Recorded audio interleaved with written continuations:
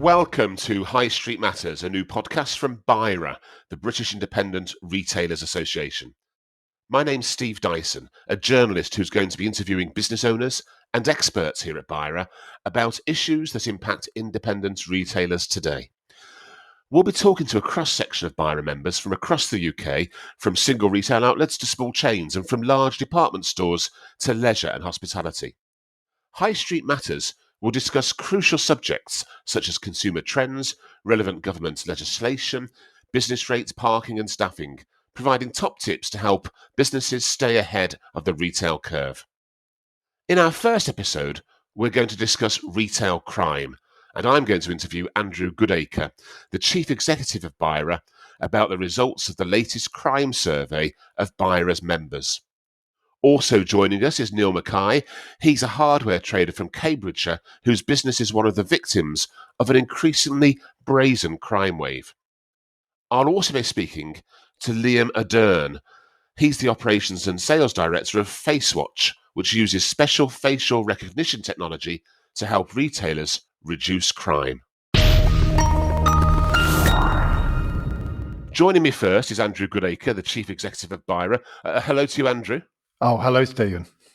Andrew, looking at Bira's latest crime survey results, they reveal pretty alarming figures about the retail crime plaguing Britain's streets, don't they?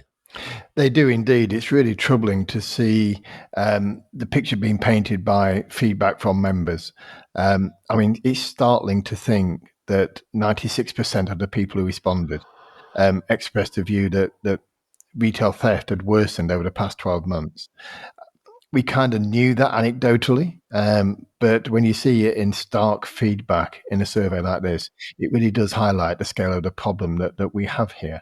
Retail theft has always existed. It's been quite low key to a certain extent in some cases, but the scale of increase, and it's not just the frequency of times that something is stolen from a shop, but it's also the volume of items stolen or the value of the items stolen has also increased markedly.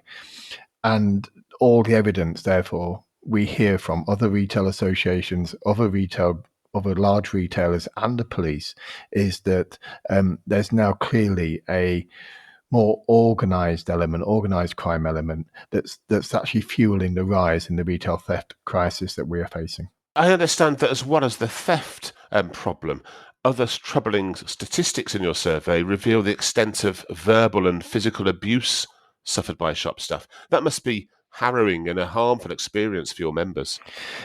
You know, working in a shop shouldn't be this difficult. That people are there, often working part-time, often working in the shop because they enjoy it. They want to service the customers. They want to give good service. They want to be part of that community. And it really shouldn't be a dangerous place to work.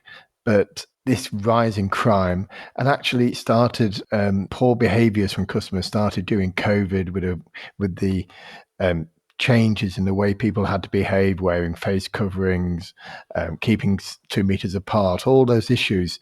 We saw a shift in consumer behavior then, but the retail crime element, this theft element, has taken it to a new level. And, you know, it's wrong, absolutely wrong for people working in shops to be faced with violence, often, all too often, should they interfere or try to prevent the theft taking place, there is a threat of violence, armed violence with needles, knives, and it's awful. We have raised this problem several times now as a retail sector.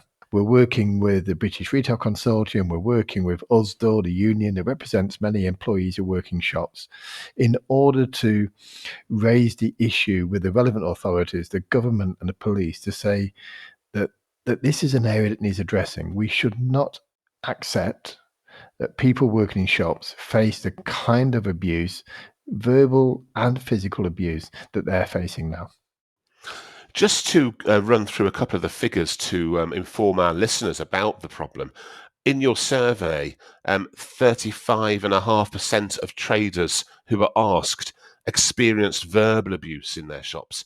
And in terms of physical abuse, nearly 8% of them experienced violence. And yet, many of those, in fact, 2/3 of those who reported verbal abuse and some 70% of those who experienced physical abuse, they didn't report incidents to police. I just want to pick up on that. Why do you Mm. think that traders aren't reporting this abuse and violence?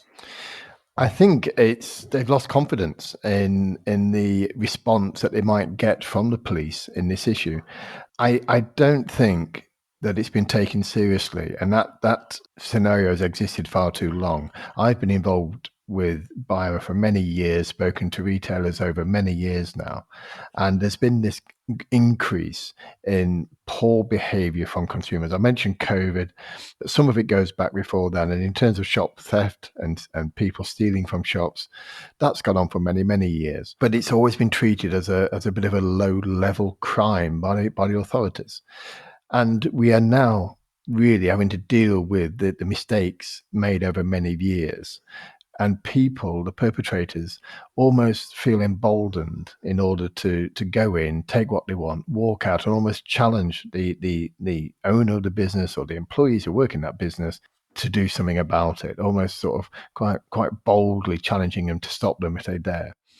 And the response rate over those years from the police has been indifferent, to be polite. And so the business owners, the people who work in the shops, have become indifferent to reporting the crimes as well. It seems as if it's more trouble to report it, and it seems pointless if no one's going to come out and actually investigate it, take it seriously, and maybe even hold the perpetrators to account. So this is an area that for the past almost 12 months now, we have been working with other associations and the police in order to try to raise a profile of abuse and poor behavior and aggressive behavior in our shops throughout the UK.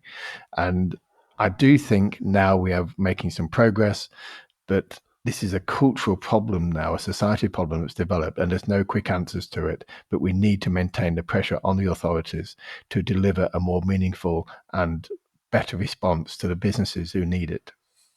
And again, just to highlight to our listeners the problem with the response rate, the survey tells us that of those reporting physical abuse, 62.5% did not end in prosecution, and as much as 25% of those calling for help were not even visited by police. And just to put that to you, Andrew, not even being visited by the Yeah. police, a quarter of people who've been physically attacked. That's appalling, really, isn't it? It's shocking to think that people have to put up with that kind of abuse, physical abuse, and actually just shrug their shoulders almost, pick themselves up, dust themselves down, and get on with it without any support from the authorities that should be dealing with these problems. And what makes it worse in many ways is that the perpetrators who do this are known in local communities, that they are regular perpetrators. They are regularly cited by businesses in their community. And it's almost as if the attitude is, well, we know who it is. Don't worry about it. We'll sort it out at some point in the future. But we all know it isn't sorted out. And that has really developed this massive indifference to reporting the crimes. And the net result being that the perpetrators now feel even more emboldened to do it because no one is doing anything about it. So we do need to really shift a dial on this and make it clear to people that if you behave in that way, if you threaten people who work in shops, just as in any walk of life, then action will be taken against you.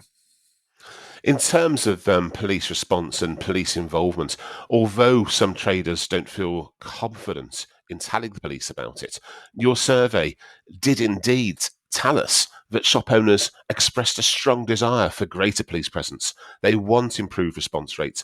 They want stricter sentencing measures. So the will's there. It's just getting these parties, the victims and the police, to act together, isn't it? Yeah, do you know, last September, I went to a meeting near Gloucester. The local inspector was there, the police and crime commissioner was there, and there were a number of retailers who operate in that area, small independent retailers, large retailers. I remember someone from Tesco's, a Tesco's Express being there. So this is across the high street, no matter who owns the business. They are all victims at the moment. And The startling thing from that meeting was that the inspector and the police and crime commissioner would talk positively about resources, about technology, which is all good and necessary. But the overwhelming feedback from the people running the businesses is that if we had greater presence of the law on the streets in those places, they would feel safer. The businesses would feel safer. The people who work in the shops would feel safer. And their absolute belief is that if the presence was more noticeable, then the criminals wouldn't be quite so brave and quite so obvious in doing what they're doing. They would think twice about it because they know that there is police presence not too far away. So it really is a back to basics approach that we require here. We fully recognize that police time is stretched. We know retail crime is not the only crime we have to deal with, sadly. But there are now 20,000 more officers across England and Wales and we would like to think that extra resource is used in this way to make sure that people know there's police not too far away from them, walking the streets, talking to the people, talking to the shop owners, and reassuring them that they are there and will take action should incidents occur. Let's have a listen to an interview I did earlier with one of the many traders impacted by retail crime. Joining me now is Neil Mackay. He's Joint Managing Director of Mackay's of Cambridge, a hardware store. Mr. Mackay has been working in the industry, in the sector for some 40 years. Mr. Mackay, I understand that you had quite a nasty theft back on March the 1st. Tell us about that. Yes, we had some guys walk in. They're part of a gang of 12, armed with cable cutters, and they cut all the cables on the power tools, and we've got not even cables but chains, and they then cut the security tags off so that obviously it wouldn't set the alarms off. Then they proceeded to put all the items into very large pockets inside their jackets, and they walked out from my shop with about £1,500 worth of power tools in less than 3 minutes. Less than 3 minutes, so no time to react, no time for staff to stop them or to even think of stopping them. Well, I did check on the CCTV. Our staff were all occupied handling customers elsewhere in the store, and we do what we can to ensure the security of the products. We cable it down, but these guys came in armed with cable cutters, snipped through. We're obviously investigating how we can improve our security methods on that, and I'm going to be talking to the manufacturers and suppliers to find better ways of displaying their products. But I've now got details of these guys. There's a gang of 12, and they go into shops in either twos or threes, and they mix and match the teams. And they've been all over the country. I've got a map showing over 80 incidents of shop theft that they have committed, from up in Edinburgh right the way down to Cornwall. And it sounds as if you've done some investigation there yourself. Is that not a job for the police? What are they doing about this? Well, it is a job for the police, and I coordinate with the local police as much as possible, but they've only got so much in the way of resources. Much as I'd love them to have enough bobbies to appear every 5 minutes, whenever I have a shop theft. Physically, that's not possible for them unless they've got the boots on the ground and the ability to react quickly enough. Ain't going to happen. So I also work closely with a number of security agencies, all based all over the country, who are specialising in this crime. These people are tracking them, and I work closely with those people. And I understand that you're putting out these CCTV images that you've gathered of these thieves. You're putting them out onto the internet now to try to get them caught. Yeah, in the past, I used to put lines across their faces and what have you. So presumably they could actually identify themselves.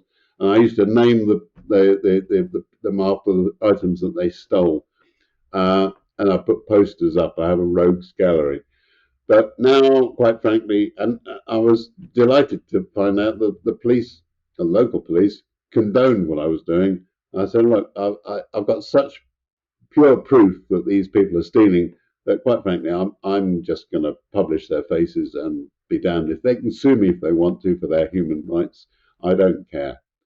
I've got a business to run here, and I've got people and staff who I employ.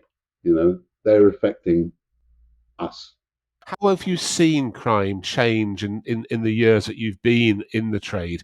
Although there are people who clearly in the past were stealing to order, they came in and they knew what they wanted. To a degree, there's an element of opportunist crime, but it's the organised people, the people who come in and steal and ravage our businesses, and that's the way it's becoming now. Have you or your staff been threatened by these thieves? We did have recently a situation where a person smashed through our front door, and he specifically targeted knives. I arrived on site literally 2 minutes after he left. I rang 999, thinking he might be in the area still. Well, there's a chance somebody might catch him. The 999 operator said, can you give me a description? I said, well, I haven't looked at the CCTV, and I didn't see him myself, but I was here. It was only 2 minutes or so ago. Oh, ring 101. So I rang that number, and I got through relatively quickly. They then put me through to the 999 operator I'd just spoken to, who then said, ring the other number. So I then spent 45 minutes trying to get through the second time. In the meantime, the thief cycled up to the window and looked through it. He had his face covered, and all I could see was his eyes. His eyes and my eyes locked, and then he cycled. He'd come back to see if anybody responded to the alarm, which had set off. Anyway, but the worrying thing is he totally ignored all the much more expensive items in the vicinity and specifically targeted Swiss Army knives and multi-tools. And the next day in Peterborough, somebody was murdered with a knife. I don't know if it was one of ours, but it just heightens the whole thing. They are quite brazen in your shop. They don't mind you seeing them. They just come in and take what they want. Well, they look straight into the cameras. They look straight. They know the cameras are there. And I don't know if they think they're the dummy cameras, but yeah. I mean, actually, it's remarkably cheap to get good quality CCTV footage now. During COVID, we invested in an upgraded system. I think the whole lot cost us less than £1,000, and we installed it ourselves. We've now got 32 cameras throughout the store. So and the quality is very, very high. You've got all these CCTV images and photographs. Yeah. You're giving those to the police, who can see who's done it, and yet they're not catching them. Well, surprisingly, they do catch some of them.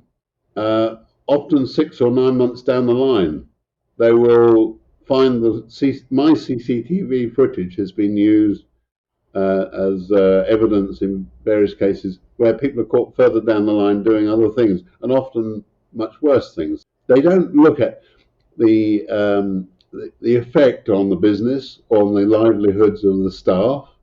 It takes me at sort of average power tool margins at least 12 more sales of actual tools at legitimate prices to actually get back to where I stood before one item was stolen, right? And that's before I start making a profit to pay the overheads and the staff.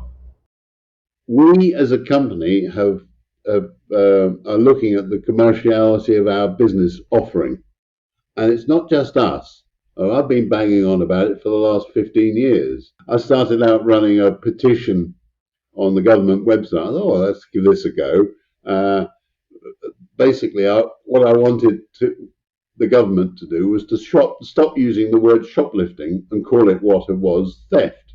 So my thought pattern was to expunge the word from the lexicon and get people to treat it as a genuine crime, because they regard the word shoplifting makes it kind of demeans the problem. It makes it sound like a softer crime.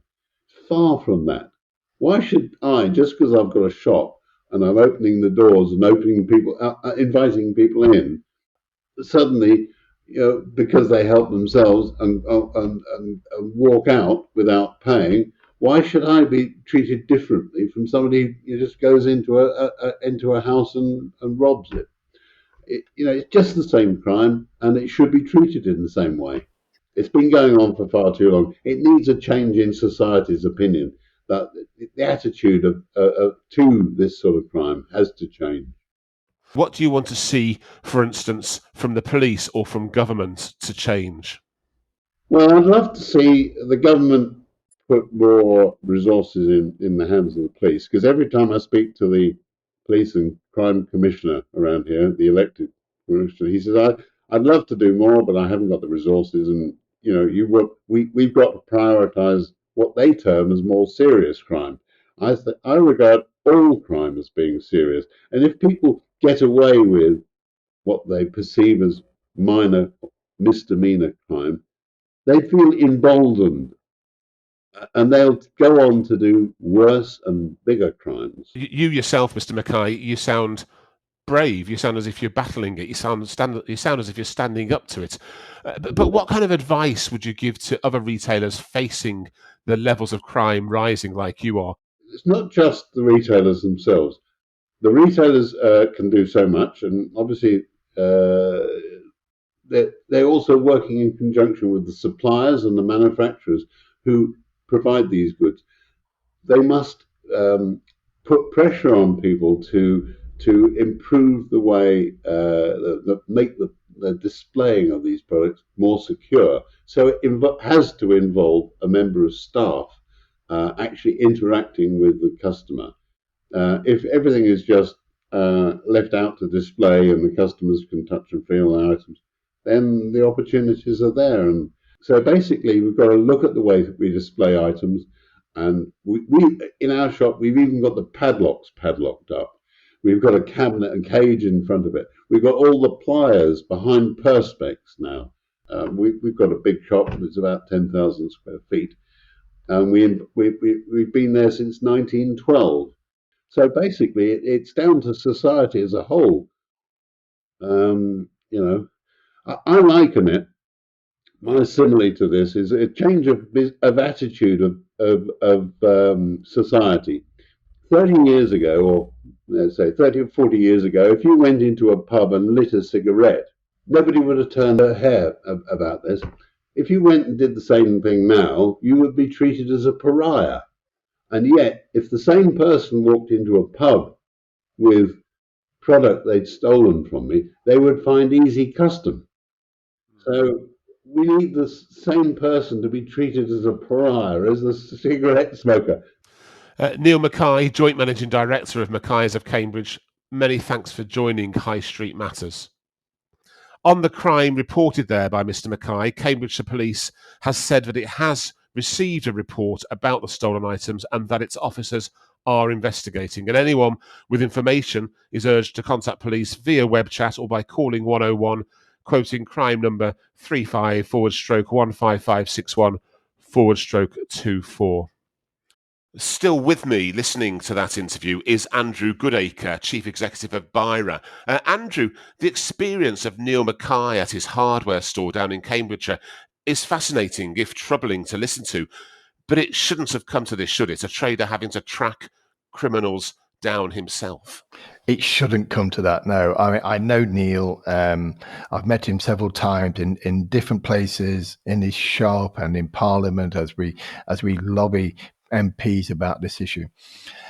Neil often sends me also copies of CCTV from his shop of people just taking things and wanting to deal with it, and he's so frustrated about it. He's so passionate about it. This is an experienced shopkeeper who has seen it change over the years, who has seen these people become more emboldened and more skilled, one could argue, in what they're doing and how they're doing it. So the scale of theft is increasing. This is crime. This is people stealing from businesses, from individuals. And for independent retailers, this isn't stock that just gets written off by head office. The stock on their shelves basically represents their savings. So when it goes from their shop, it's their money that's gone from that shop as well. So shoplifting needs to be replaced by retail crime, shop theft, to really reinforce the fact that this is a crime that hurts. This is not victimless. It hurts the staff who work in the shop, and it hurts the business owners, not just their mental well-being, but also financially. In terms of retailers, Andrew, we heard Neil talk about how he has CCTV cameras and he tries to get the criminals tracked. That's fine.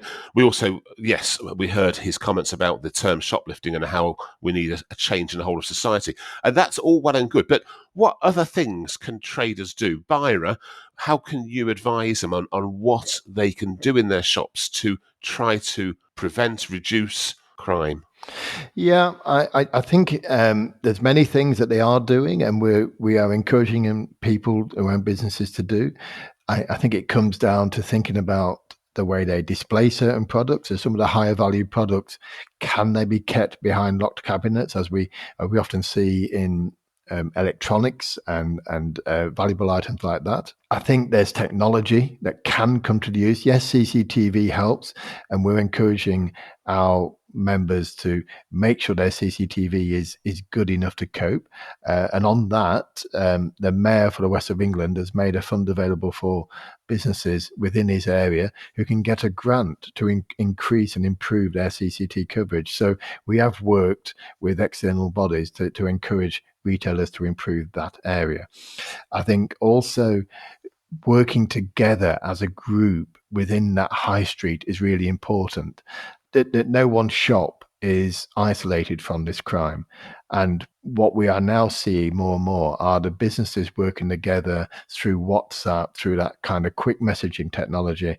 And so if there are known perpetrators in the area, they are messaging this around so that retailers and the staff in those shops are more on their guard and better prepared to deal with the perpetrators should they go into their business. And this is really where CCTV is now developing, and we've been working and making our members aware of technology that doesn't just pick up what people are doing, but goes into the area of facial recognition and matches the faces of the perpetrators as they go into the shop and warns the shopkeeper and the employees in advance. Let's have a listen to what one of those experts of the facial recognition technology has to say about his equipment. I want to speak now to Liam Ardern. He's the Operations and Sales Director at FaceWatch, which uses specialist facial recognition technology to help retailers reduce crime. Hello to you, Liam. Good morning, Steve. Liam, first of all, tell us about FaceWatch and your technology. Some of our listeners won't have heard of it, so I want to know from you, how does it all work? So basically, FaceWatch is a facial recognition system, and we can alert stores, cafes, restaurants, a whole range of different businesses when somebody on our watch list enters their store, and we can normally alert them that this person is in the store. Depending on internet speed, normally within about 2 to 5 seconds, we send an alert straight away. So once our system has processed all the data, and we know that this person is on our system, and bearing in mind these people can be on our system for a number of different reasons. They could be on there for theft, fraud, they could be on there for assault. There's lots of different reasons why. So what we do is we send an alert, which normally goes to a handheld device that we've provided to the store. And like I say, we send this alert, and the employee can have a look at the pictures that we've sent through. They obviously have the physical person in front of them, and they can make the decision down to their company policies how they want to deal with this alert, whether they follow the person around the store, whether they alert other staff this person is there. It is an alert, so we can tell you who's in your store or your premises at a certain time. It's a very clever system. It's facial recognition, and we actually work on a match rate of 99.8%. So never 100%, but 99.8%. And if an alert came in that was under the 99.8%, we do have a team of super facial recognizers, or facial analysts, as they are called, who would look at this alert first before we sent it directly through to the store. So if that was to happen, we do say that it could take an extra 3 or 4 or maybe 5 seconds for the store to get the alert. So you may be up to about 7 or 8 seconds of the store or the venue getting an alert if it's been to one of our facial analysts. We provide a handheld device. It's basically a mobile phone that is locked down to the FaceWatch software. And we have an app on there. So it's all, you just log into the app and we send it's a push notification through, really, with all the details that the staff member would need to decide on how they're going to act. So we tell people if there is somebody on there for violence, if somebody's on there for assault, if somebody's on there for theft, fraud. We try and give as much information as we can do to the member of staff. Has this technology worked? And what I mean by that is, are there any statistics or proof from retailers on their levels of crime dropping? It's funny you've just said that. We do have one retailer who, since using FaceWatch, they have cut crime in their stores by about 70%, which is absolutely phenomenal. But what you've got to remember is that is crime. That is not just theft. When you say this to people, they have a monetary value in the head. They think it is all to do with the theft going out the door, but this isn't. This is crime. So this is everything from staff abuse. Unfortunately, as a lot of the retailers know, staff assault. It'll come down to vandalism. It will have theft in there as well.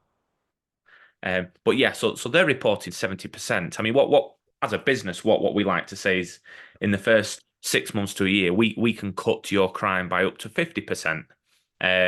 So we are still standing by our figures, but it's absolutely fantastic that some of our retailers are seeing these decreases in their numbers. It's absolutely fantastic. Do the police like you being involved like this, or are they unhappy that you might be treading on their toes? No, I mean the police, the police are happy in what we're doing, because what we are a preventative measure. So when you've got your CCTV or you've got your EAS detectors at the doors, I mean they're all good for proving that a crime has happened. But having worked in retail for the last 20, 25 years myself, I know that they are all after the event. So what the police like with FaceWatch is, because a retailer knows when a certain individual comes into their stores, a crime can be prevented. So a lot of the time, it's easier to prevent a crime than let, say, a theft happen and try and get the items back. So if you can prevent a crime from happening, there's no call to the police, there's no crime reference number, there's no crime happened, and there's no victim. How expensive is FaceWatch technology to install for the average retailer, Liam? A standard one camera install, so we would install one camera at a standard doorway of up to 1.8, 1.9, 2 meters wide. The price of the system is just £3,540 a year. You do sign up. It is a 3-year deal that you sign up for, but that price includes everything. So that includes everything from your signage that we have to legally put at the front door. When I say signage, Steve, I don't mean a big billboard. It's an A5 sticker that goes on the front door. It includes all your installation. If there was ever any issues with the camera or the equipment, we will deal with that for you. It includes all the help from our legal teams, help with your contracts. We do have some of the largest retailers in the country, and we do have a lot of the small individual retailers in the country. And that's what's brilliant about our system, is it can work in all different environments. Like I say, we're in nightclubs, we're in shops, we're in garden centres. We are in lots of different places that people don't even think about. Liam Ardern, Operations and Sales Director at FaceWatch. Thanks for joining us on High Street Matters today. Thank you, Steve. Listening to that with me, Andrew Goodacre still here, Chief Executive of Bira. Andrew, we've discussed facial recognition technology. It sounds really useful. It seems to be driving down crime where it's used. But it is very expensive, isn't it? I mean, how affordable is £3,500 a year, which is a minimum for traders? Yeah, it is, and it does seem a lot of money, and it is a lot of money to people who are finding it difficult on the high streets as it is. I guess from a trader's point of view, they need to ask themselves about, how much stock are they losing.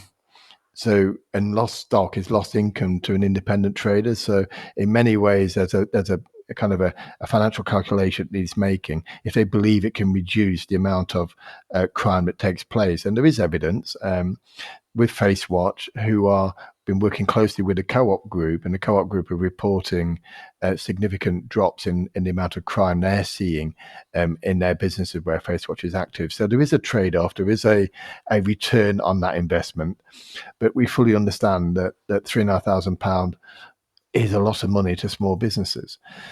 I mentioned earlier that the mayor for the West of England has made money available to support businesses within his area to apply for a grant that they can use on enhancing their CCTV and products like FaceWatch. I think other mayors around the UK could take similar action. I would also like to see if it's possible for the government nationally to set up some kind of grant fund that would help businesses address this problem. This is in the government interest. They want to have control of crime. They want to be seen as a government that deals with crime, not just cybercrime, not just the more high profile crimes, but all crime, and shop theft falls into that category. So I think if they could make money available, I'm sure shopkeepers, shop owners would really embrace that. And the better technology would make it harder for the perpetrators to do what they want to do, and would take pressure off the police forces. I'm really pleased that you've brought up the government because, of course, we have within the next 12 months, easily within the next 12 months, we have an election looming, and there may well be politicians out there listening, finding out what they can do to meet various voters' needs.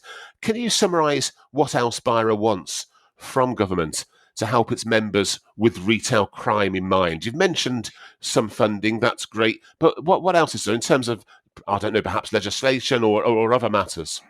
Yeah, well, we were pleased when last September, in fact, before that, last summer, the government, the Minister for Police and Crime, set up a working group from across the retail. This is with large retailers like John Lewis and Marks and Spencers, to groups such as Bira, representing the smaller guys. And that in September then produced a retail action plan, crime plan, aimed at reducing the level of retail crime taking place. The large retailers have also subsidized Project Pegasus, which is a specific task force that's been set up to address the problem of organized crime within this element, within this whole sector. We know that the escalation we've seen in retail crime and shop theft is being driven by organized crime. And so there's work being done. There are signs that we're seeing some improvements from there. Yes, our survey paints a worrying picture, but I think there are signs that the police are continuing to give this focus, and we need the government maintain the pressure on the police forces, the 43 police forces and the police and crime commissioners around the UK, to make sure that retail crime stays at the top of their agenda. It's not just a flash in the pan effort because it's received a lot of profile, a lot of press coverage. It should be part of their plan to address crime going forwards. From here and now. So yes, money helps, but actually making sure that the crime itself remains at the top of people's thinking is really crucial as we look to address a problem over not just the next 2 or 3 months, but over the next few years, really. Specifically about abuse of staff and employees who work in businesses and shops.